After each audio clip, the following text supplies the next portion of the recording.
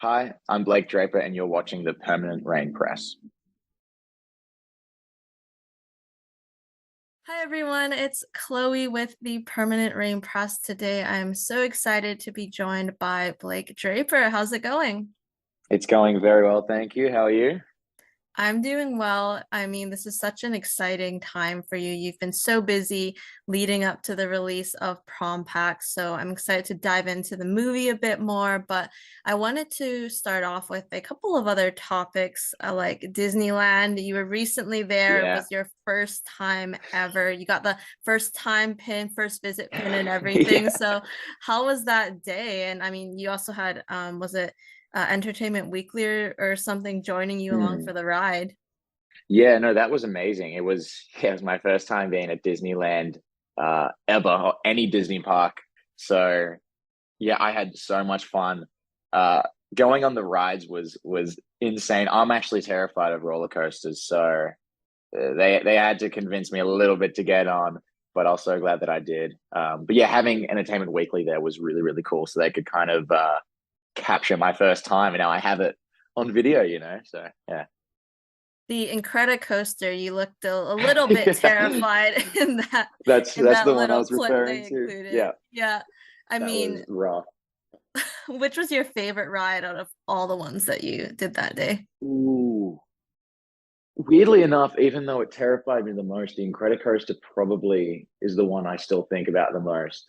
The first ride that I went on was the Incredicoaster, and I remember my palms were all sweaty. I was like shaking, and Payne was next to me for the first ride. I ended up doing 5 times, so not too bad.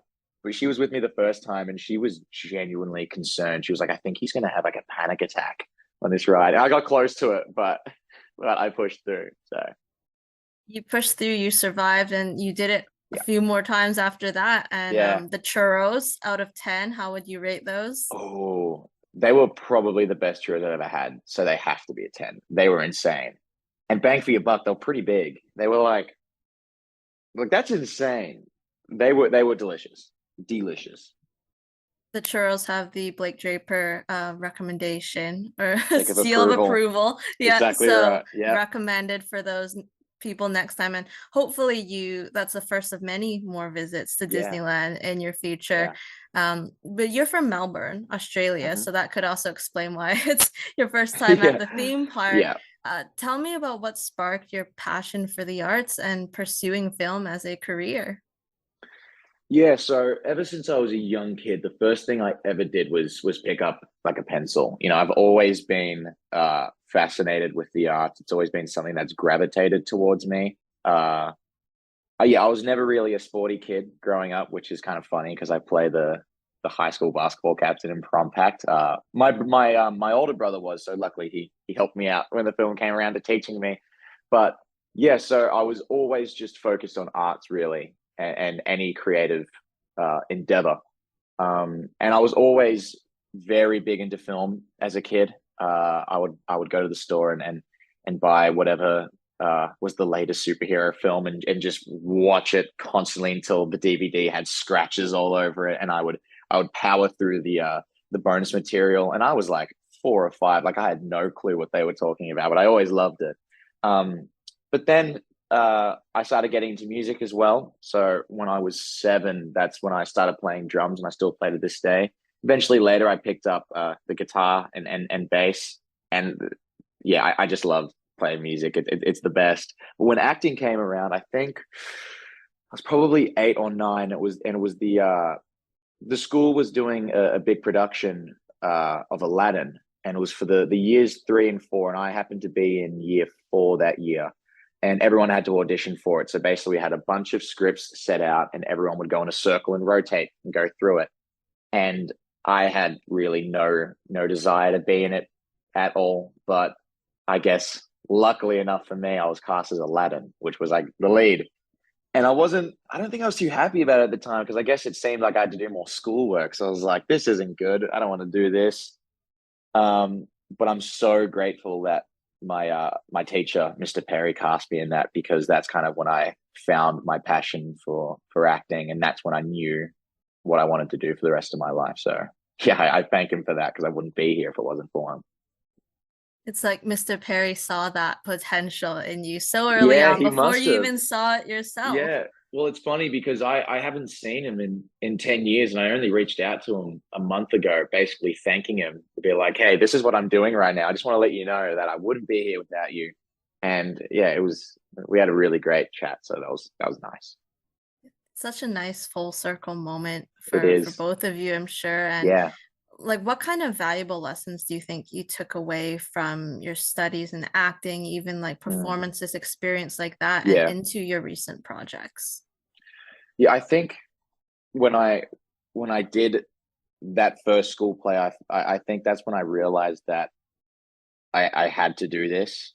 Like I never felt so at peace and excited about life when I was doing those little school plays, which is hilarious because I was like 9 at the time, but I still remember that feeling, and it's kind of a feeling I guess I chase, and I only ever really get that feeling when I'm working. So I guess that's kind of what I took from it, and I know now that it's just got to be fun. You know what I mean? If it's not fun, there's no point in doing it, and I don't want to waste anyone else's time. But luckily for me, it's still extremely fun. I think it will be forever. Are you still based out of Australia, or have you kind of relocated, been spending more time in the US? Yeah. So since I'm kind of, I guess this is somewhat of like a first break, I'm still kind of early into it. So I'm still, I would say, technically, I'm still based in Melbourne, in Australia, but I jump around a lot now. So eventually, I'd like to be based in LA or something. But having said that, I don't think I'd be staying here for years on end without going back to Australia. I think it will be a thing where I jump between to see friends and family. And Australia is always going to be in my heart. So, but yeah, I think that'll come eventually. It's when I book roles and I have to fly out to like Vancouver, which I did for Prom Pact, I make it my thing now that once I finish filming, I always will have a little stay in LA just to kind of see what's going on and to see friends as well. Because I made so many friends who are based in LA while filming Prom Pact. But yeah, we'll see what the future holds. Speaking of, friends and family, tell Mm. me, was your family always supportive and encouraging of this path for you? Yeah, no, they always were. I come from a family of, I guess, 4 kids, so it was a lot for my mum to have to make the sacrifice to take me to hundreds and hundreds of auditions, especially since for my family business is martial arts, and that runs later in the night. So it starts in the afternoon, it runs through the night. So my mum would have to make big sacrifices basically to because it was a long it was always long drives to have to go out to audition. So it would be an hour drive there auditioning, and then sometimes 2 hours coming home. And then we have 3 other kids that need to be looked after in my family while my dad's working. So yeah, the sacrifice that my parents made for me hasn't gone unnoticed. So yeah. You're thinking, oh, I'm monopolizing all of their time, all of my mom's time. But I'm sure, Yeah, seeing this film coming out, like for your family, it must just be one big win for all of you and everything yeah, that they've helped you with, and even your brother helping you with the basketball, which is very sweet. yeah, Uh, yeah. so we'll talk about Prom Pact, where you star Mhm. as Graham Lansing. What can you share about your audition process? Yeah, so it's kind of a funny audition process because the audition came to me after a year of practically no auditions, which for an actor, that is very, very rough.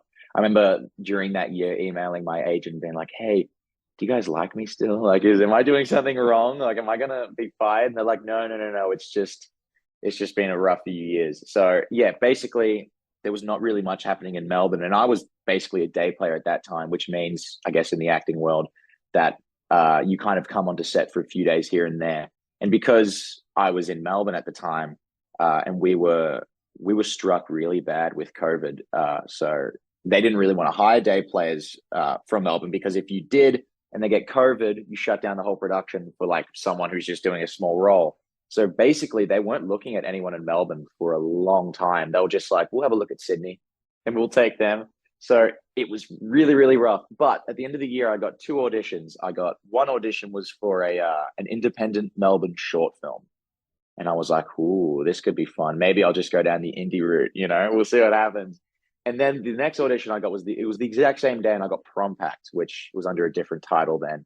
But I remember seeing Disney, and I'm like, okay, this isn't going to happen. There's no way that I'm going to be in a Disney film. So I'm not going to even think about that because that's just going to get me upset. I'm just going to focus all this time into this Melbourne short film. We'll try to do that and we'll see what happens. Maybe I'll be like a somewhat successful independent actor in Melbourne. So I put all my effort into that. Never heard a word back at all. But I sent in the Prom Pact audition and I was not proud of it at all. I thought I blew it, to be honest. But then my agent gave me a call and she was like, hey, I think you're going to get a call back for this one. Like, it was pretty good.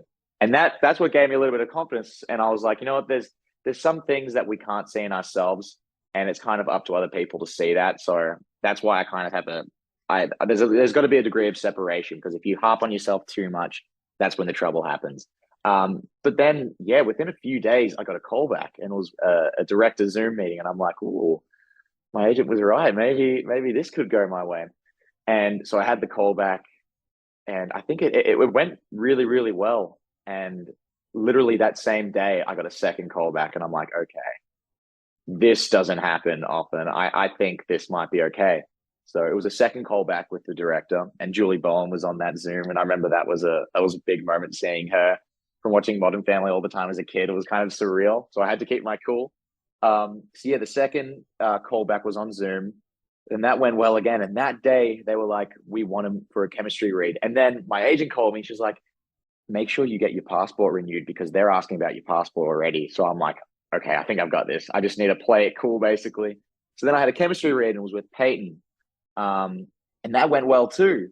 And then I was starting to get excited, but then a few days went by, I didn't hear anything, and I'm like, "Oh no, here we go." And during this time too, this was during an Australian summer, and my brother was coaching me through basketball for hours every day, just dripping in sweat. It was pretty awful. But in my mind, I had this weird thing where I'm like, if I don't give this my all and practice every day, the universe won't reward me or something, you know? But then I got another call back, and I'm like, "Oh, here we go." And it was for another chemistry read. So I was kind of like, huh, maybe they didn't get everything they wanted in the first. But the email, I remember, had this one line, and they were like, "We want Blake to do a second chemistry read." And then in brackets, it says, "This is all to set him up for success." So I'm like, okay, I've got it. I just can't mess up, basically. And then, yeah, I guess it went well. And I was waiting for a few days. Nothing was happening because I was so used to hearing back literally that day if things were going to happen. And then I remember one day I woke up and my phone was ringing, and I checked and it was an American number, and I'm like, this has to be it's either good news or bad news. Let's find out. And it was our director Anya in the line, and she was like, "You've got it. We'll see you in Canada." So it was a wild experience, and to do that all on Zoom without meeting anyone in person was very strange. But luckily, since I'm from Melbourne, I'm so used to doing self tapes and Zoom callbacks, so that kind of worked in my favor a little bit. Wow, I mean, such nerve-wracking times, but Yeah. your preparation and everything clearly paid off. So when you Thank you. did the chemistry kind of screen test opposite Peyton, like Mm, how did that go? Because clearly you hadn't met each other at all ahead mm. of time, gotten to do any preparation together.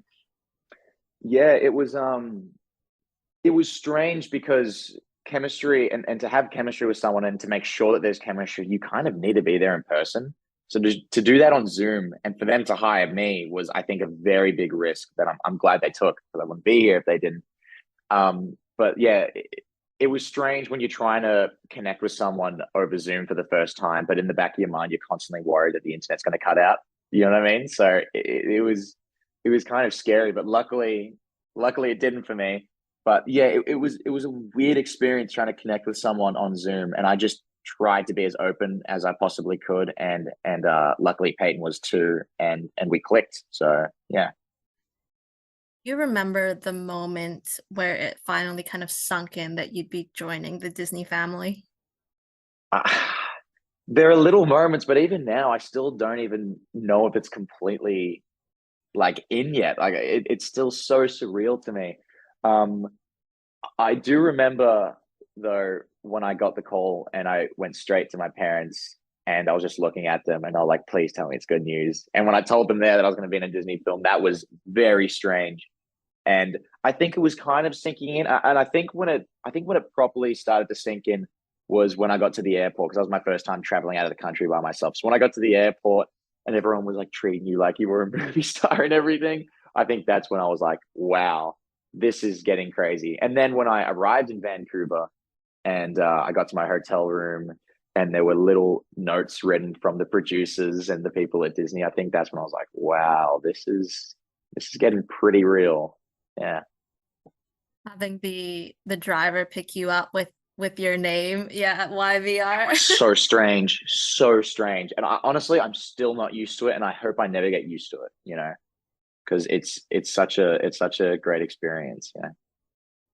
What were your favorite Disney Channel original movies growing up? Ooh, I think everyone as a kid loved High School Musical. I remember going to the third High School Musical when it came out with my mum and my brother, and that was like such a big event. That was like the original like Avengers. You know what I mean? Like it was Yeah, it was crazy. a big Everyone wanted to see graduation. it. This is what it's Yeah, been building exactly. up So to. I remember that, but I think Camp Rock might have been my favorite because I remember when that came out, watching that on Disney Channel and being like, I think I want to be a rock star when I grow up. I want to be So I Shane think Gray. exactly. Well, actually, I remember my school once did a play for High School Musical, and I didn't get cast in it, which sucks. But I guess we're okay now because we're here. You know.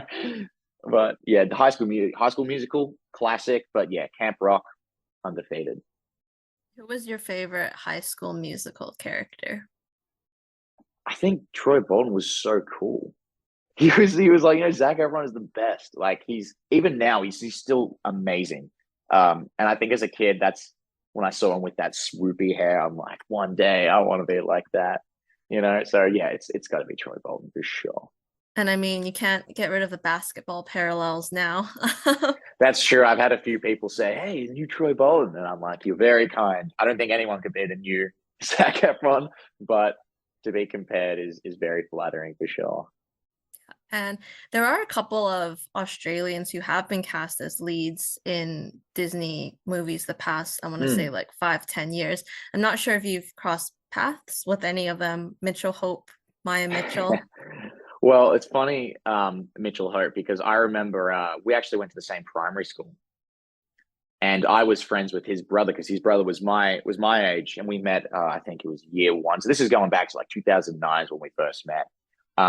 But I remember everyone being like, "Whoa, like Mitchell's doing like this Australian TV show, and oh my god, he's gone on to do Disney."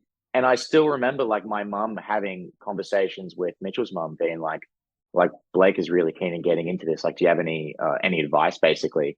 And she was like, just get into training and get as, I guess, good as you can, and then hopefully an agent lands, because we have the same Australian agent, which is wild as well. But I remember, yeah, seeing Mitchell Hope do what he did with Descendants. That's when I was like, there's a person that lives 5 minutes away from me that is doing a Disney film. Anything is possible. Look at this now, So it's so cool, so cool. That's so awesome to have that Yeah. connection. I mean, hopefully you guys get to chat about it one day. I'm sure Hopefully, that'd be yeah. really nice. The last time I saw him was like I think 13 years ago at his brother's birthday party. So it's been a long time, but yeah, hopefully I get to see him sometime in the future and thank him for the inspiration, I guess. So speaking about Graham, he's very popular. You mentioned team captain, Hmm. high school basketball team. What can you tell me about him and how does the perception of this character change? How do his goals change as the film Yeah, progresses? yeah. So as you just said, then Graham is the Mr. Popular basketball captain jock of the school. Everyone kind of looks up to him as this like golden god. And I think I've been talking with a few people about this, but it's the classic notion of don't judge a book by its cover. And I think the entirety of Prom Pact kind of exemplifies that. Um, I think with someone like Graham, it's very easy to put him into a box of what you think he is. But if you really take the time to get to know him, you might be a little bit surprised. Um, and I think Mandy helps him in the film. I think she helps him realize that at the end of the day, you have to kind of follow your heart. I think Graham comes from a family where clearly his achievements aren't really valued. which kind of breaks his heart a little bit, where he sees his other brothers get the love from his parents, especially his father, that he wishes he had. So I think Graham is in a way kind of trying to impress his father and to get that validation that he never has. And I think Mandy teaches him that, hey, at the end of the day, you know what's right for you and you need to follow that. So I think that's an important message for everyone. For sure. And aside from Anthony Lombardo's wonderful script, how else did you prepare for this role? Yeah, so high school basketball isn't really what it is, I guess, in Australia. We don't have the big pep rallies with cheerleaders or anything. No one really comes to our games. We just kind of play and have fun. So I watched a lot of documentaries, especially on Netflix. There was a few good ones there of high school basketball, but I tried to kind of understand what the environment was like and what the culture was like. And even college basketball to a certain extent, I would watch documentaries on that and just try and gather what that world was like. Because it's kind of foreign to me. Like I think I played one season of basketball when I was a kid. I think it was under 10s. And I only really did it because I just wanted to be like my older brother. And I remember I didn't practice before our first game, and my parents were like, "Hey, you should probably practice so you know the rules." So I remember I just watched Michael Jordan highlights like half an hour before my game. And I'm like, "This looks pretty easy." And then I get to the game, and as soon as someone hands me the ball, I jump in the air and just start walking at the ball, and I get immediately called for travel. So it was so embarrassing, and I still remember that. But yeah, so that's kind of what I did to get into the mindset. I watched a lot of classic teenage basketball films like High School Musical, Teen Wolf, I love as well. Mostly because obviously that's not really a good example of what high school basketball is. It's still different, but to get into that headspace of doing, I guess, a rom-com or doing a film that is very reminiscent of classic 80s films, it was kind of good to have that in my head, you know? And then luckily too, having Milo and Peyton and Anya, we all made this little playlist on Spotify that kind of we collaborated and got all of our favorite 80s songs that we kind of wanted to have in our heads when the film was being made, just to kind of get the tone, you know. But yeah, that's what I did. And then a lot of basketball practiced every single day for hours and hours on end, just to make sure that I was comfortable with the basketball and kind of looked okay at what I was doing. But yeah, that was kind of the majority of what I did. What are a couple of specific songs that really helped you from that playlist? Ooh, ooh. I think one of our favorites, definitely Payne's favorite, was "You Can Call Me Al." That's one of our favorite songs. "Don't You Forget About Me" was probably my number one from The Breakfast Club. There's just something about that song and the vibe and the energy and knowing what that film's like and the charm that that film has. And that was one of my favorite things about those classic John Hughes 80s films like Breakfast Club or even Ferris Bueller. When you watch those actors work, you can clearly tell that they all love each other and they're friends. And there's just parts in those films where you see them laugh or break a little bit, and you can tell that they just all love each other and get on so well. And there are many points in Prom Pact where that comes through too. And I think that adds so much to the charm and the rewatchability as well. Something I really love that you said in another interview is like to play Graham, you really had to amp up the level of Yeah. confidence that you had, Yeah. like play into being more bold and brave. So was that a really exciting challenge for you? It was really exciting. It was kind of nerve-wracking too, because this was my first time being in like a big film. So while I'm doing all these things, I have hundreds of extras and I have all the crew around. So you kind of just have to shut your mind off and be like, I'm here to do a job. This is what I've been cast to do. I need to do it. Because I guess acting in a way is kind of like, if you imagine it like a music fader on like a little mixing board where you can lift up things and bring it down. It's like every individual fader is a characteristic of you. And when you get a character, you have to see what you want to lift or see what you want to drop. But it's all you at the end of the day. So it was a great amount of fun to be able to kind of play with that a little bit. And it definitely the entire experience definitely boosted my confidence and belief in who I am for sure. So I'm very grateful for that. Do you think Graham is someone who's used to others using him for their own benefit and gain? Yeah, I think he's definitely aware of it. I think he also kind of leans into it because of how fun, I guess, being who he is can be. but I think he also knows deep down that a lot of it isn't real, and people just kind of want to be around him for the idea of who he is. I think there's a good line in the film where Graham talks about that, where he's talking to Mandy, and he's saying that people come to me with the expectations of who they think I am and who they want me to be, basically. And in a way, it's kind of like, I guess, what a celebrity would feel when fans come to see how sometimes it could feel a little bit strange, where people come to you and they don't even really see you as a person, sometimes. So I think when Graham meets someone like Mandy, who I guess does just treat him as a regular person, mainly because she doesn't really like him at the start of the film, so she doesn't have that kind of inbuilt love of Graham Lansing. I think it's just so refreshing to him, and yeah. Definitely when they were in the library and these girls are just like taking Yeah, photos of him for fun, right? It's like, do you yeah, really see me as a person? And that's and an that's yeah, interesting exactly. commentary.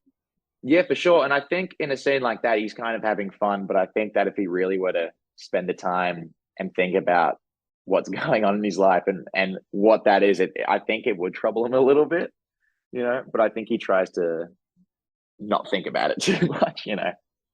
Is there something really empowering about putting on that varsity Letterman jacket for Oh, you? for sure. No, for sure. There's something about the massive leather jacket. And luckily for me, mine was custom made. So it was built to kind of, I guess, look good on me. And it gave me these broad shoulders and this kind of V and this kind of hunky thing. So I loved wearing it. It was honestly, it was like my superhero costume for sure. Did you get to take it home? I don't have the one that I used on the film with my little name stitched in it, but I do have a copy of that that I do have back at home. So yeah, I did end up taking one. And then I've got a pair of my shoes that I wore as well, and a few t-shirts as well. Yeah, the last day, Milo and I we went into the little costume department and we're just taking everything. Raiding the But wardrobe. basically, we got a few good stuff. We got a few good stuff. So we kind of you touched a bit on this earlier, but Mandy, obviously, she insults him at a party. We know from the Mm. trailer, she agrees to tutor him kind of as an apology. So, like, why do you think he accepted her offer? Like, what did he want to maybe prove to her, prove to himself by saying, yes, you can tutor me? And there has to have been something that intrigued him about her. Yeah, I think there was two levels to it. I definitely think there was a little bit of the side of wanting to impress, especially his dad, and this was kind of the way to be like, hey, I can do this, I can be an academic achiever. But I also think that what intrigued him about Mandy was that clearly he hasn't had any interactions like that with anyone for a long time. Everyone, as we said before, kind of comes to Graham Lansing seeing him as this idol or this god in a way. And the last time he saw Mandy, she was like demeaning him at a party. So when he gets the chance to get to know that person that doesn't have all this baggage of who Graham Lansing is and who Graham Lansing should be, I think it's very refreshing. So I think he kind of jumps at the opportunity. And talking a bit more about his family, you mentioned that he does have siblings in this movie. Yeah. What can we expect from the family dynamics? Like, how about his mom? What was his childhood and early life like? Yeah, I think that it's unfortunate for Graham because at the end of the day, he followed his heart to play basketball because that's what his love was. And I think it's a little bit heartbreaking to him when that's kind of somewhat frowned upon in his family, especially from his father, who's this senator. So when his brothers are academic achievers and clearly the love is all going to there, I think it's definitely kind of tough on Graham. And that's why you see in the film, he definitely doesn't have a great relationship with his father. His mum's a little bit softer. He's a little bit of a mama's boy, I guess. But yeah, to have that Graham, to have that Lansing Wall of Fame, and to only have a photo of him from when he was like 6 years old is definitely pretty rough. I would say for sure. And it's nice to kind of have those pieces and form a bit of a backstory because it gives Yeah, you like context to where he yeah, is, his current identity. I know in the movie it talks about there's a new theme for prom each year. This year it was yeah. the 80s. So I was curious, what are your favorite movies from the 80s and not limited to coming of age genre? Yeah, I guess that's the thing with the 80s, though. So many, I think what the 80s got right in film was they kind of really worked out how to do coming of age right. So one of my favorite films of all time, which is an 80s classic, is The Goonies. I adore that movie. So to be in a film that kind of, I guess, has somewhat of a similar charm, even though The Goonies is definitely not a rom-com, was so kind of cool to me. And I think now it's especially since the rise of something like a Stranger Things, I think that the generation and the world that we live in now is such a nostalgic one that looks back on the past, I guess, very fondly. So to kind of incorporate a time that everyone seems to love, films like I just said, The Goonies or Ferris Bueller or E.T., it's kind of great to bring that into the modern world and modernize it. For sure. And in the movie, Graham is part of some kind of Ghostbusters promposal or Yeah. activity. It was already kind of, I think, you let slip in another interview, but you are doing the risky business one that's teased in the Yeah. trailer. So I had to ask Yeah. you, what was it like filming that scene? Did you have any nerves going into it? Did you slip at Yeah. all? That was the best. I remember reading the script and being like, oh my, like I am going to do the classic risky business dance. Like this is my ode to Tom Cruise, and I was so excited. And I was imagining what it was going to be like. And even when I was ready, I'm like, okay, this is going to be like people are going to remember this. Like this is insane. Um, but then as the day started leading up, that's when I started realizing I was like, okay, so I'm going to be in front of the entire crew. There's going to be 200 extras. I'm going to be in my underwear dancing, which I don't really do in front of many people. This is kind of scary. And then I remember the night before, especially because I only learned the dance 2 days, I think, before we shot. But luckily, the choreographer I worked with, Paul Becker, was unbelievable, and we kind of collaborated together. So I was cool with the dance. It was just the nerves were really building up, and I was like, I'm gonna have to do this in front of people, and I have to give it my all because the thing is, if you don't give it your all, you're going to look even worse. So I was like, okay, this is going to be scary. And then the night before, I got no sleep. I was like utterly terrified. Um, but then when I arrived on set, we shot in a real school, so I kind of went off to a random little classroom and started doing it myself. And I was just shaking. Even now, I'm getting nervous thinking about it. And I remember Paul walked in. He's like, "Hey, how you feeling?" And I'm like, pretty nervous. And he said, "This is what you need to do." He said, as soon as you go out there, because what's going to happen basically is before you start shooting, you have a little rehearsal so that everyone on the set kind of knows what it's going to be like. We know how to set it up, and the extras know what's going on. And I wasn't even in costume yet, but he said, basically, he said, go out there and give it 110% for the first time that we work out for blocking, because once you do that, the nerves will go. And that's what happened, honestly. As soon as I went out there, I did it. I can tell because we'd been shooting for a while at this point. So for all the extras, I could see in their face, they're like, damn, I've never seen him like this. This is strange. Even Peyton had like a look on her face. And you can see that in the film because we purposely kind of hid it from her. So when she's in the film and you kind of see her getting overwhelmed by it and her reaction of her laughing, that was definitely for real. And she was telling me that too, which is great that we got to capture that. But yeah, that was such a fun time shooting that, and had my glasses on and the music was pumping and I just got into it so much. There was a part though when I had to do a slide and I had no pants on, so it's like hard to kind of slide.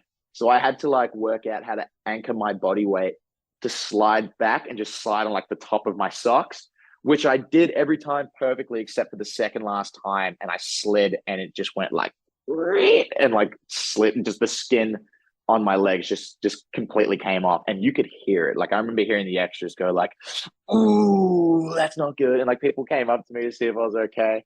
But that was such a dreamlike, weird day of shooting, and I had so much fun, and I look back on it so fondly. So nice to hear kind of like how much fun it ended up being. And Yeah, I've heard people say like things like that are, they just feel liberating at the end of the day, and like completely. you could do it, and then you kind of carry that confidence with you. Sorry to hear about the you needing a bit of first aid attention though. Hopefully Yeah, and they we're got all that good though patched up now. okay. We're all good. Yeah. But yeah, I was so glad that we got it shot in that one day because I didn't think about stretching or anything like that before shooting it. And then the next day came around, and luckily there was nothing physical that I was filming because like I have never felt that much pain in my legs. Like it felt like I dislocated every single joint. It was so incredibly rough. it took like the entire weekend to get over that. But I'm glad that I did it because I think it looks pretty great in the movie. Definitely. And the soundtrack, absolutely incredible. The track Mm, listing was just released. Really nice balance of modern throwback classics, wouldn't you yeah. say? No, I definitely say. It was fun having like it's so strange to have a film that has like David Bowie and Imagine Dragons in the same, but it makes it work, strangely enough. But yeah, the track list is amazing. And as I was just referring to, having David Bowie in the soundtrack was so incredible to me because I'm such a David Bowie fan. So the scene at the end where we have the prom and Let's Dance is playing, which is one of my favorite Bowie songs. I know it's a stereotypical one to say, but to have like my face on the movie screen and David Bowie singing in the back was so incredible to me. And Milo and Peyton do a cover. I think it Is it says Love is a Love Battlefield? as a Battlefield. Yeah. Yeah. Yeah, I remember hearing that for the first time and I didn't even know it was them. I just thought it was some cover that was in the film. I'm like, oh, it's pretty great. And then later after the screening, Peyton was like, yeah, it was strange, like recording Love is a Battlefield with Milo. And I'm like, that was you. I didn't You tell had her that it no was, idea I had this no whole time. idea. I didn't tell her, I didn't want to give her a big head or anything, but she sounds pretty great. Like, she needs to sing more, honestly. It was awesome. I'm really excited to hear that one. How do you think it levels up to Pat Benatar's? I don't think anyone's going to get close to Pat Benatar if we're being honest. And I love Milo and Peyton, but Pat Benatar is amazing. But I was definitely shocked to find out that that was Peyton and Milo's voice because they both sound honestly amazing together. So hopefully it gets released because I'll be listening to it. For sure. Maybe next time you can also join in. We'll talk a bit Oh, I more don't know about about your musical abilities that. in a bit, but I wanted to talk about your friendship with Milo and Peyton. He's Yeah. called the three of you the Three Musketeers. Do you remember Mhm. the moment you were in a room together for the first time and how instant that connection was? Yeah, well, even to date, to backtrack before that, as soon as I was cast, Peyton reached out literally immediately to me, and she told me this story, which was hilarious because I wasn't using my phone at the time. I was like, I'm gonna go a little bit of an Instagram detox and kind of just work on hopefully getting Prom Pact. So I didn't touch my phone, and I responded like 3 days late, which I always love bringing up in interviews, but I am sorry for it. But basically, what happened was after I was cast she sent me a message and I didn't get back to her for a few days. But a day after she sent the message, apparently Anya sent well, she called up Paige. She was like, "What do you think about Milo?"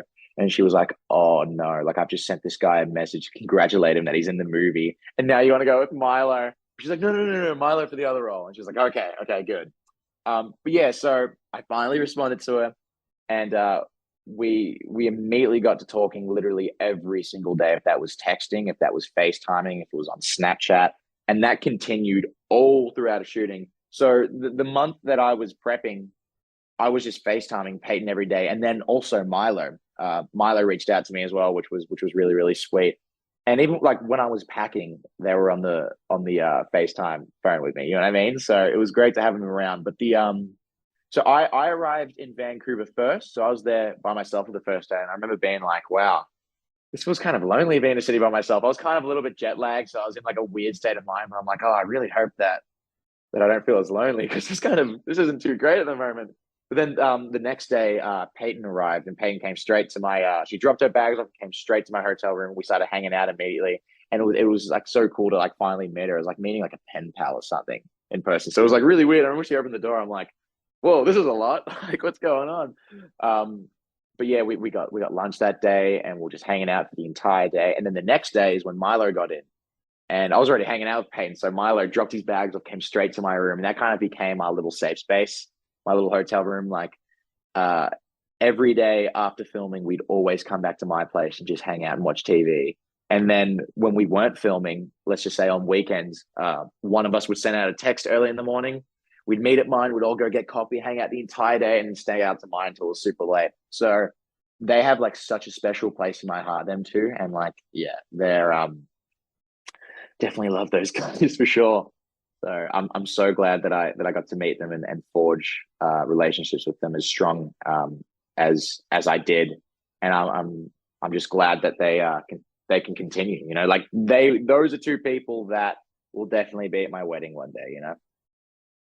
You can really see that genuine friendship among the three of you, which is Yeah. so nice to see it also carry over to the chemistry in the film. But what did you Mm. get up to in Vancouver? Like, what did you do together? You did a lot. Yeah, we did a lot. Honestly, a lot of it was just hanging out and walking around and going to different galleries. Like I'm a massive John Lennon fan, and Yoko Ono's exhibition was on in Vancouver, right near where I was staying.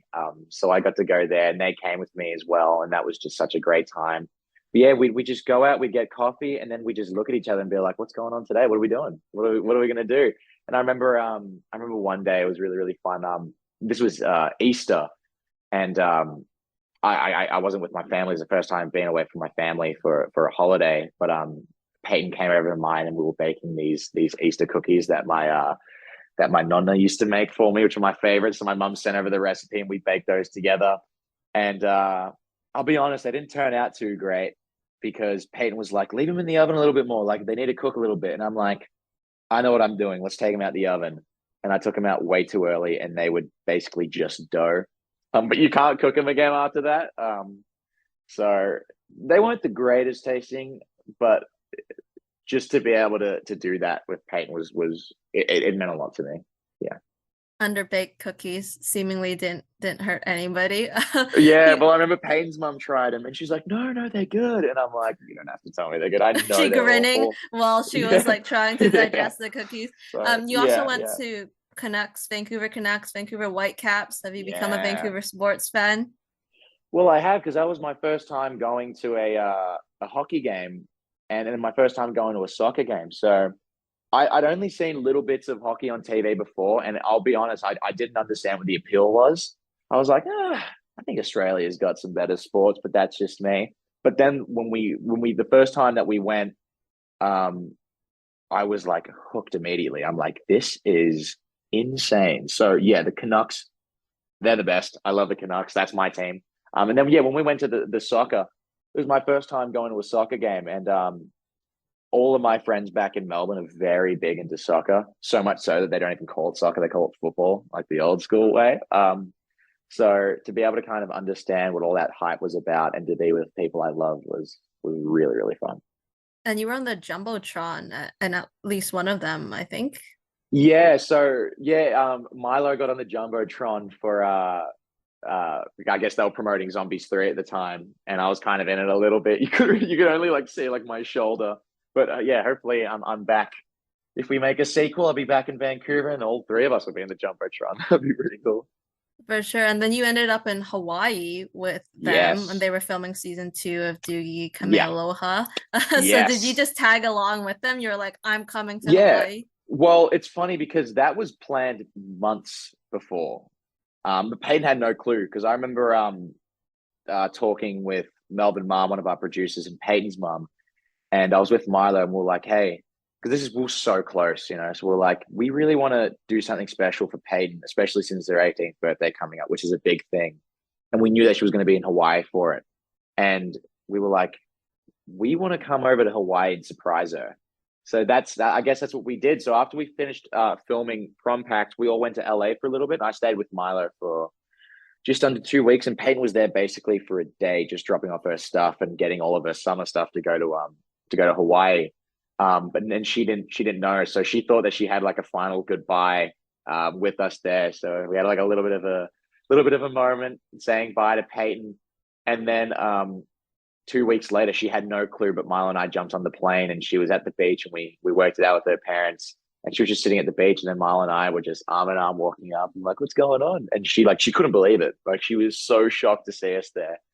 And then yeah, to be able to visit the set of Doogie was so much fun. It was very different than anything I've ever seen. Like I've worked on a few sets, Prom Pact obviously being the biggest, but to see the how much the culture of Hawaii kind of comes into the filming, it was so great, and it was such a laid back kind of really soothing experience, which set isn't always like there's a lot of things going on. So to be on the set in Hawaii where it just seemed like so calm and relaxing, it was definitely different, but it was a lot of fun. So great that you got to surprise Peyton like that Yeah, and make it so much more yeah, meaningful to be in Hawaii all together. I wanted to yeah, talk about Julie Bowen, executive hmm producer yeah, on the film. I know that yeah, she posted a photo with you, her, Milo after day one of filming. Wrote yeah, that she hopes her sons grow up to be as lovely and yeah. charming as you two are. So what was it like working with her and what guidance did she provide? Yeah, no, it was amazing working with her. I remember I was saying before that the first time I saw that she was in the film was she popped up on a Zoom call once, and that was like such a what is going on, what is life experience. I remember I had to keep it so cool. But the first time I met her in Vancouver, I remember I don't know what it was going to be like. I'm like, I'm going to meet Julie Bowen today. This is going to be really, really cool. And I remember she came straight at me. She ran at me and gave me the biggest hug, and it made me feel so at home and so at ease. And we got dinner that night, and that's when the that photo was taken. And I remember I was after we had that dinner, Milo actually came back to my place, and we are sitting around, and Julie posted that, and we were both like, "We've made it! Like this is crazy!" And we saw the post, and we were so it just meant a lot to both of us, you know. And yeah, meeting someone like Julie has been so great because she's really taken me under her wing because she's been in this industry for so long, and she knows so much. And to have someone like that looking out for me, and she's given me a lot of advice, but I keep that personal. But yeah, like I said, to have someone in this industry that has been here for so long and is so well respected to be looking out for me it's unparalleled. It's so great. And she was just on Jimmy Kimmel the other week talking about Yeah, the movie. I think there were some comments about good-looking Australians, but she yeah, was just gushing about, yeah. the film and you. I think they were just so excited to have you join the project. Well, that was unbelievable because I remember Rachel Field, who's our executive producer, she sent me a message being like, "Hey, Julie was on Kimmel tonight, and by the way, like a lot of good things are said about you." And I'm like, "Oh, that means a lot. Like it'll be cool to see." Like I thought it was just gonna be like a passing remark, which I would have been like so stoked about. So when the Kimmel interview came out, and then to hear like Jimmy Kimmel say my name, and then for Julie to like go on this like massive like speech about how much I guess I meant to the production. Like I literally dropped my phone, and that was one of the biggest like freak out moments of my life. I could not believe that. It was so insane, and yeah, I'm always going to remember that because that was unbelievable. Hopefully you'll be opposite Jimmy Kimmel in the future. Dare Hopefully to that'll be dream. fun. Yeah. How about working with your director, Anya Adams? Because this Mm, is her first like debut feature as well. So yeah. what was it like with her vision? How did she interact with the cast and crew on set? Yeah, Anya was amazing. She's so headstrong and knows exactly what she wants, which is so refreshing. And it makes my job easier because when you have someone like that that has such a clear vision, it kind of just it narrows down everything and it lets you kind of be like, okay, this is what I got to do, and it makes it easier in a way. Um, but no, I definitely had a connection to Anya when I was cast. I remember having a oh, this is actually the coolest thing. That's one of the coolest things that's ever happened. I remember having I just remember this. This is so cool. So I had a Zoom call with Anya, right? And I was in Australia at this time, so I was in my little room, and I remember a knock comes at my door, and I'm like, "What's this?" And then I open the door, and there's just a man standing with a coffee in his hand, and he's like, "This is from Anya Adams," and I'm like, "Stay there for a second." And I grab my parents. I'm like, "Come here, have a look what just happened." And then I get on the Zoom call, and I have my coffee, and Anya was like, "Are you enjoying your coffee? Like it's your order." And it was literally my exact order.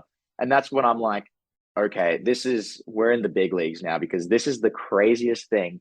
And like she like correlated where I lived and what the closest coffee store was to me, and it was just unbelievable. I could not believe it. And that's when I started getting really giddy and like, this is this is going to be life changing. Like this is so strange. But we definitely shared a connection, as in, obviously Anya's done so much great work before, but this was, I guess, her first feature film, and this was my first feature film. So we definitely kind of came in being like, "Hey, we're in this together," which was so great. But I love Anya so much, and I really hope I get to work with her again in the future because yeah, she's just amazing. It's such a sweet gesture with the coffee. Like these are all like the little things that Yeah, you also it's remember honestly it leading is the up to the little production. things. It really is the little things. But I'm so great that that I'm here. I'm so grateful, sorry, that I'm here talking with you because I kind of forgot that because so much wild things have been happening in my life that honestly, just talking with you now has reminded me about all these weird things. So yeah, it's kind of fun talking it all out because it starts coming back into your mind. But yeah, it is the little things, honestly. It's the little things that matter. Getting someone a little coffee when you're at the other side of the world means a lot, you know. Well, to kind of wrap up Prom Pact, I just wanted to ask Mm. you, like, what do you hope viewers ultimately take away, and really why is a film like this needed right now? Yeah, I guess everyone will watch the film and take away their own things. I think Prom Pact is just such a great time, and it's such a fun watch, especially for the entire family. And I think in a world that we live in today, which can be so divided, I think to have a film that brings everyone together and embraces people for their differences is such a powerful thing that I think is really needed today. And then I think, like I said before, we live in a world that is so kind of fascinated with the past and so nostalgic of the past. So to be able to bring in um, the best elements of a time like the 80s and films from the 80s and bring that into a modern world and and modernize it for a modern audience, I think is a lot of fun, and that isn't missed on me at all. Like I'm such a massive fan of especially John Hughes films from the 80s or really any 80s films. You know, there was such a charm to that era, especially with the teen films of the time. So this was kind of my chance to be able to do that. Um, so yeah, it just means a lot to me, and I hope that people watch the film and and really enjoy it, and I think that people will definitely see the friendship between us three in it, Milo, Peyton, and me. I think that'll definitely rub off. But yeah, I hope people enjoy and have a good time with it. So well said. And Well, I thank feel you. like it's such a really nice hybrid for people. Like, again, the Yeah, nostalgia with the modern. And yeah, I mean, here's hoping for a sequel. You get to yeah, be I'll be reunited there. with them. I think you'll have to be a bit more active on socials once the film comes out. I know you Yeah, have a I bit of an inactive Twitter account right now. yeah, I know. I have one tweet and it's like "Hello world."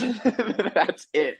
You do have So some likes though, but I yeah, do just have a one few single likes. tweet. I need to get used to the Twitter world because I think I'm okay with Instagram, and I think I'm seeing that the numbers are starting to rise there, but I don't really understand Twitter. I'm sounding like I'm an old man. I'm like, but I don't understand Twitter, so I have to start using that more for sure. Need a bit of a social media tutor or manager, I think maybe. yes, I think so. Yeah, We'll talk about music quickly. You mentioned yeah, drums, guitar, bass, yeah. guitar. How and when did this passion really originate? I know it mentioned you being young, but like when was the moment when you're like, I really want to keep up playing instruments? Yeah, well, I think the reason that I got into drums was because actually in my first year of school, which we call prep in Australia, I think I was six at the time. My primary school teacher had to go leave to go take care of something. I think she had to go to the bathroom or something. And when she came back, all of us kids were like on the tables, and I handed everyone like the 30 centimeter rulers, and we were banging everything to the point where I got moved into a different class because my teacher was like, I can't handle this kid. So I got moved to a separate class, but my parents were like, hey, let's put him into drumming maybe, which I still drum to this day. And even when we were in Vancouver, Milo and I and a few of our other friends, we got together and hired some instruments and had a day of jamming. And Peyton came along to watch that, so that was a lot of fun. But I think music has always been something that I've always loved. It's definitely been very strong in my family. My mom used to be a drummer. My dad's a guitarist. My brothers both play. One plays guitar, the other plays bass. And my sister's a singer. So it's always been definitely there. And I even remember when I was a kid, the family got the Beatles Rock Band game for the Wii, and that's kind of what got me into the Beatles. And I'm still like a massive Beatles fan to this day. And yeah, I guess it's always been such a great way for me to decompress. Like I definitely played a lot of guitar in Vancouver. I'd come home from set and just pull out my guitar and play and kind of and soothe myself.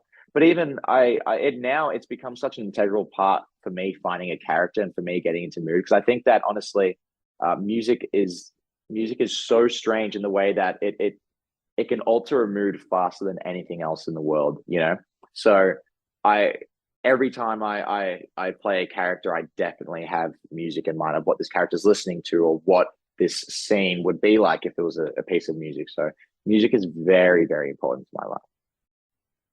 So nice to have that release and also get to Yeah. share that with your family. I'm disappointed you didn't form a family band. Oh, we'll see what happens in the future. We'll see what happens. Have you ever gotten behind the microphone as well? Well, yeah, so I was in a band back in the day, and then in a school band as well. So I had to kind of do a little bit of backing vocals, which I guess I could kind of sing on key, but other than that, I don't think it was too great. Like I think Milo and Peyton run like laps around me. Like I'm definitely not a singer. I can kind of keep tune if I need to, but I'd like to get better at it one day, you know. Hopefully in the next few years when I get a little bit older, biopics start running around, you know, and they start coming into my world because I'll definitely there's a few musicians out there that I definitely love to play for sure. So, but I need to learn how to sing, you know. Just So need a bit we'll of a see. vocal coach, just a little tune up, I'm Exactly. sure. There's some good ones out there. Are you hoping that future roles might make use of the musical skill set that you have? Yeah, for sure. Well, as I just said, then I'd love to do a biopic in the future. Who knows what artist I'll play? But that would be so much fun. It'd be an awesome way to kind of bring in elements from my life into it too. So yeah, in the future, for sure. Who knows when? It could be very soon. It could be later down the track, but one day I definitely like to. We're manifesting something good here. We're doing it. We're getting it going. And it was the Cruel Summer cast, right, that you were kind of spending time jamming with as Yeah. well? Yeah, they came along too. Braden and Griffin were both in that, and they're both musicians. They're both really, really great. So they came along with Milo and I, and we had our own little kind of Vancouver band, and we'd play music here and there. We had like one big day of jamming. Other than that, we kind of mess around with our guitars here and there. But yeah, that was that was a lot of fun. Top two artists on your playlist right now? Ooh, it's honestly it's always John Lennon and David Bowie. It just moves around them It's two. always Those are gonna my come two. back It to the always comes Beatles back and to David them. Bowie. Yeah, I have one more Always. question for your Yep. signature question. If you could Mhm. be any ice cream flavor, which would you be and why? Oh, damn. This is actually the toughest question you've asked because I love rainbow ice cream. I love pistachio ice cream, like a sorbet, like a gelato. Delicious. Maybe it's an easy one to go with, but a lemon sorbet is where I'm at. That just does it for me. I remember the first time I had that as a kid, I'm like, this is different. I like this. And it's always stuck. That's my number one. So I'm gonna have to go with the lemon sorbet for sure. I like it. Thank you so much for taking the time to chat. It's such a nice conversation. Oh, thank you. Yeah, it was great. I had a lot of fun. So thank you. For all those watching, make sure to watch Blake in Prom Pact. It is out on Disney Channel March 30th, streaming on Disney Plus starting March 31st, and we will see you Mhm. next time.